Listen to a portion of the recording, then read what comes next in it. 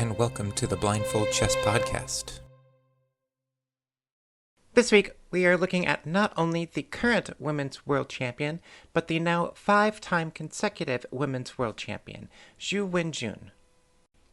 Her journey to the top of the women's world of chess started at the age of 7 when it was something interesting to do after school. In an interview with Chessbase from November 2020, she said, quote, "My parents didn't know too much about the game because chess doesn't have a long history in China.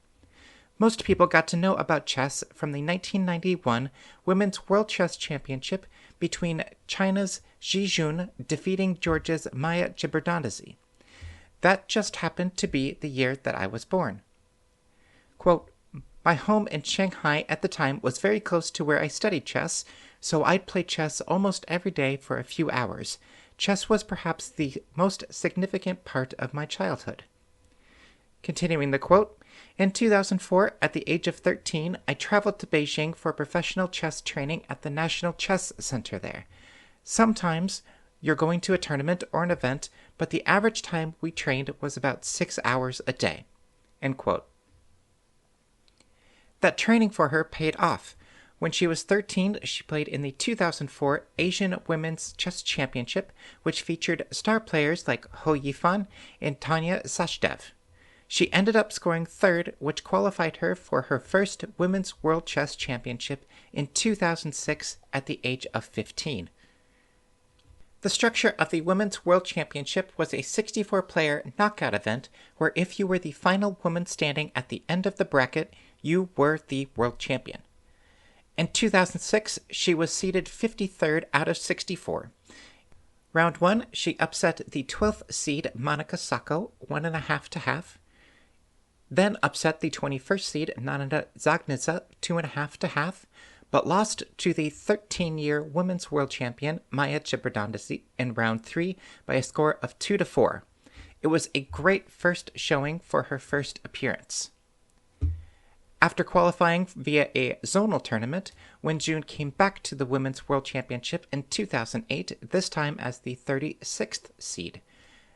This time, she defeated the 37th seed Natasha Bolshevik 2.5 to 1.5 in round 1, but fell to the 4th seed Antonetta Stefanetta 1 to 3 in round 2. In 2008 and 2009, her Shanghai team won back-to-back gold medals in the Chinese League. She also played for the Chinese team in the Women's World Team Chess Championship of 2009, took home gold. 2010, she was back at the Women's World Chess Championship, this time as the 10th seed out of 64, and she made it to the 4th round before losing to the 2nd seed Humphrey Konoru. That same year, Wenjun also collected her first Women's Chinese Chess Championship, where she won the 12-person round-robin event 8.5 out of 11. In 2011, Zhu participated in the FIDE Women's Grand Prix, finishing the Nalchik stage with a score of 7 out of 11, which was enough to qualify her for her 3rd Grandmaster norm.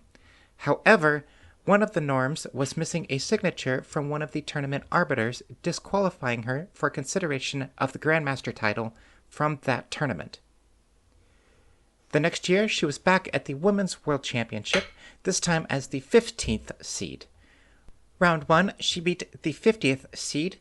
Round 2, she defeated Anna Zatonsky, the 18th seed. Round 3, she defeated Natalie Zokova. Round 4, she defeated fellow Chinese woman Huang Qian. In the 5th round, the furthest that she has made it so far, she was beaten by Anna Ushenia, the 30th seed, who ended up winning the tournament. 2014, she won her 2nd Women's Chinese Chess Championship with a score of 8.5 out of 11. She also played in the FIDE Women's Grand Prix, picking up 3 more Grandmaster norms. After earning 6 norms, 3 more than necessary, she was awarded her Grandmaster title in 2014, becoming the 32nd woman to earn the title. 2015, not only did she graduate from the Shanghai University of Finance and Economics, but she was back to the Women's World Championship, this time as the 2nd seed. A bit of a poorer performance this time, as she defeated the 63rd seed 2-0, then lost to Natalia Pogonia, the 31st seed, in round 2. Following this tournament, FIDE began to restructure the women's championship cycle by instead having the winner of the FIDE Grand Prix, a 5-tournament circuit where you accumulate points after each tournament, where the player with the most points would be the challenger in a 10-game match against the winner of the 64-player knockout tournament. Ju was invited to play as she was the 3rd highest-rated woman in the world. She did not play in the first leg in Monte Carlo. She won the second leg in Tehran. She skipped the third leg in Georgia. She picked up 3rd place at the 4th tournament. Then she won the final tournament in Russia. She won the last game of the last tournament, which not only clinched enough points to win that particular leg, but also clinched enough points overall to win the entire Grand Prix and to become the challenger in the 2018 Women's World Championship. Who would she be facing? That depended on who would win the 2017 Women's World Championship, where she was currently seeded number 1. She handily defeated Nancy Lane, the 64th seed, Zhu Shen, the 33rd seed, and Olga Yuria, the 17th seed, but she ended up losing to the 9th seed Tan Zhongji in the quarterfinals. Tan Zhongji would end up winning the tournament and would become Zhu's opponent in the 2018 Women's World Championship taking place in May. Shortly after this tournament, Zhu reached her peak rating of 2604, becoming only one of 5 women to cross the 2600 rating threshold, and at the end of the year, she won the 2017 Women's Rapid World Championship. She had quite a bit of momentum rolling into 2018, where she played in her first Classical World Championship. Zhu struck first with wins in Game 2 and 3. Tan picked up Game 4. Zhu won Game 5. Tan won Game 6. And then they drew the remainder of the games for a final score of 5.5 to 4.5, making Zhu Wenjun now officially the world champion. She could not rest very long, though. 6 months later, they had their second world champion of the year, taking place in November. This was a return to the 64-player knockout tournament, with Zhu again being the number 1 seed. She met very little resistance as she cruised through the tournament, knocking off the 64th seed, 32nd seed, 48th seed, 40th seed, the 5th seed, and then in the finals she defeated the 3rd seed Katarina Lagno 5-3 to retain her World Championship title. 1 month later, she was playing in the World Rapid Championship, where she won her 2nd straight World Rapid Championship. So, if you were keeping track, that is 3 World Championship titles in a 7-month period. Now she could breathe just a little bit. The next World Championship cycle would not happen until 2020, when they formed a candidate cycle similar to what the Open structure currently had. Her opponent in the 2020 World Championship was Alexandra Garyashkina. The 2 players were tied after Game 9. Zhu won Game 10, but lost the last game, forcing tiebreaks. Zhu won the 3rd game of the tiebreaker and managed to retain her title. The next championship match wasn't until 2023 when Li Tingji of China was the survivor of the 8-player knockout tournament to be the challenger. This match was split between the 2 players' hometowns of Shanghai and Guangqing. Lei struck first by winning Game 5, but Zhu rallied, winning Game 8, and at the final game, Game 12, to retain her title. Zhu is continuing to dominate. Last year, she played in the Tata Steel Tournament Masters Division, where she defeated Alireza Firouzja and drew the world champion at the time, Ding Liren. Toward the end of the year, she collected her first Women's World Blitz Championship. Earlier this year at the 2025 Women's World Chess Championship, she easily defeated Tan Zhongji 6.5 to 2.5, taking home 5 straight victories to seal out the match, marking the 5th straight Women's World Chess Championship that she has acquired. For today's game, we are going back to the 2017 IMSA Elite Minds Blitz Tournament,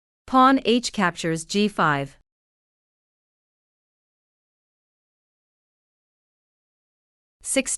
Queen f3. Pawn to g4.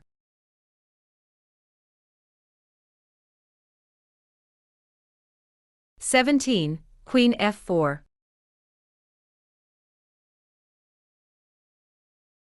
Rook d8. The move rook to d8 is a major blunder from black. Can you spot how white can exploit that?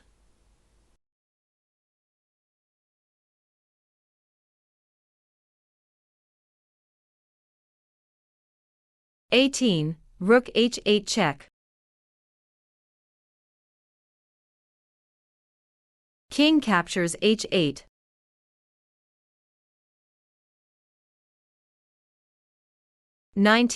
Knight captures f7 check. King g8.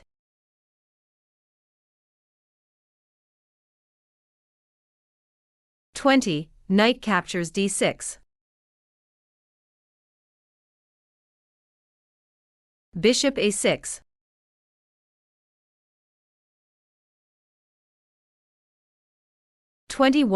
Castle queenside.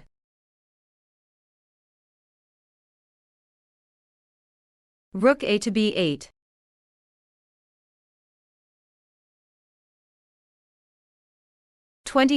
Queen e5.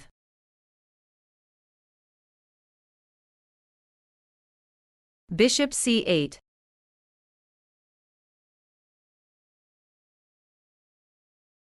Black resigns.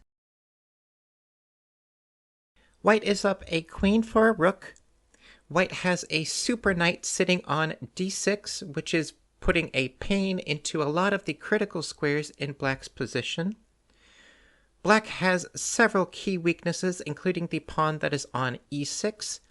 That weakness is a result of the strategical decision that Zhu Wenjun had done around move 10 when she got rid of the black knight for her bishop, which is a light square that the light squared bishop on c8 has to defend. And lastly, black has a fairly open king that white will be able to exploit in the next couple of moves.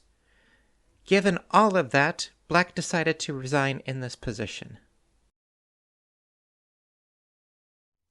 Having collected the trifecta of chess achievement of being the classical, rapid, and blitz world champions, being the longest reigning women's world champion from China, surpassing Ji Jun and Hou Yifan, and now tied for the second most number of women's world championship titles, Zhu Wenjun is a pillar of chess achievement and is inspiring a new wave of chess players in her home country as well as across the world. So that is all that we have for this week. Tune in next time where we will continue to work on our blindfold skills and look at another game of the Masters.